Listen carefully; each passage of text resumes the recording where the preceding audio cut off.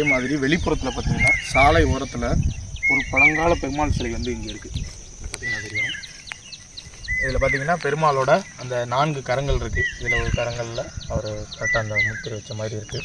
இதில் பார்த்தீங்கன்னா அவர் கையை வந்து தன்னோட இடுப்பில் வச்சுருக்காரு. இன்னொரு கை பார்த்தீங்கன்னா அந்த மேலே வச்சுருக்கிற சக்கரம், அந்த கை வருது பாருங்கள். ஆனால் வந்து சிதலம் அடைஞ்சிருச்சு. இது வந்து இதில் பெருமாளுக்கு வந்து பெரிய அந்த குண்டலம் இருக்குது. இது பாண்டியர்கள் காலத்து சிலைன்னு நம்ம எளிதாக சொல்லலாம். ஏன் அப்படின்னா இந்த பெரிய கரந்தை மகுடம் சிலைகள் வடிக்கும் போதே பார்த்திங்கன்னா பெரிய கரந்தை மகுடத்தோடு தான் சிலைகளை வடிப்பாங்க. ரொம்பவும் பழமையான ஒரு சிலை. அதே மாதிரி இங்கே பார்த்திங்கன்னா இங்கே ராக்காட்சி அம்மனோட சிலை வந்து இங்கே இருக்குது.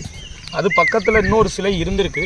ஆனால் அது வந்து பிற்காலத்தில் வந்து அதை திருடிட்டு போயிட்டாங்க அப்படின்னு சொன்னாங்க. அப்போ இது வழியே வந்து நம்ம எளிதாக சொல்ல முடியுது, இந்த இடம் வந்து ஒரு காலத்தில் வந்து ஒரு மிகப்பெரிய ஒரு கோவில் இருந்திருக்கும், ஒரு மிகப்பெரிய சமுதாயம் வாழ்ந்த இடம்னு இதன் மூலம் நம்ம வந்து எளிதாக சொல்லலாம்.